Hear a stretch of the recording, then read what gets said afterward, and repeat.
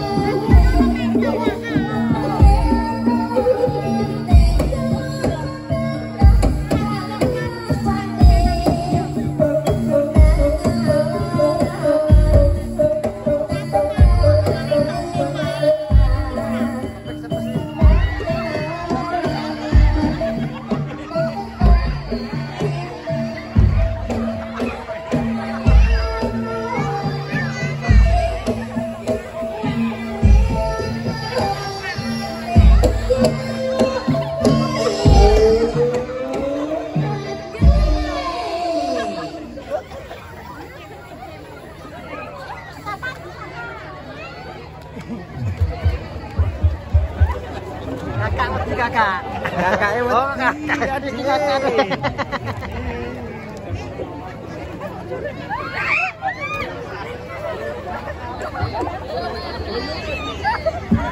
Ayo, mulanya pada kata ini istiqomah kalau menunggu tak perlu cari kok arep balik ning alam dunya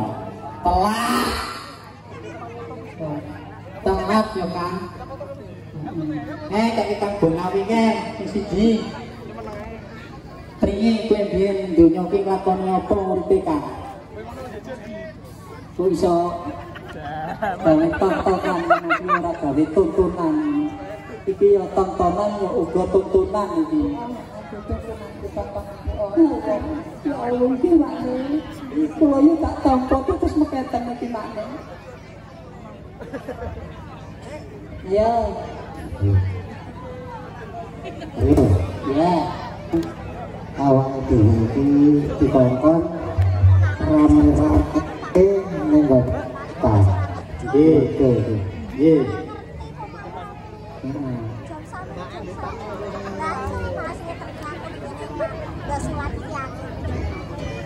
Nah, wong Jawa iku ya aja ilang Jawane.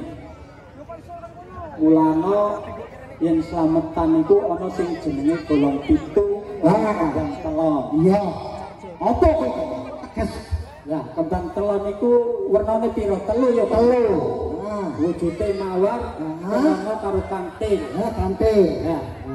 Kuwi awake dhewe iki iso ngetutke sing jenenge kembang telon ki mau. Lah apa mawar kuwi tegese? Nah, kembang mawar niku tegese urip ning donya niku mawarna-warna kan. Oh, ngono. Warna wujude. Oh iya. Ya ana sing bokonge gedhi. Heeh. Ana sing bathuke nono. Heeh. Ana sing pesek-pesek sedhep. Heeh. Ayo terus kembang ketongo.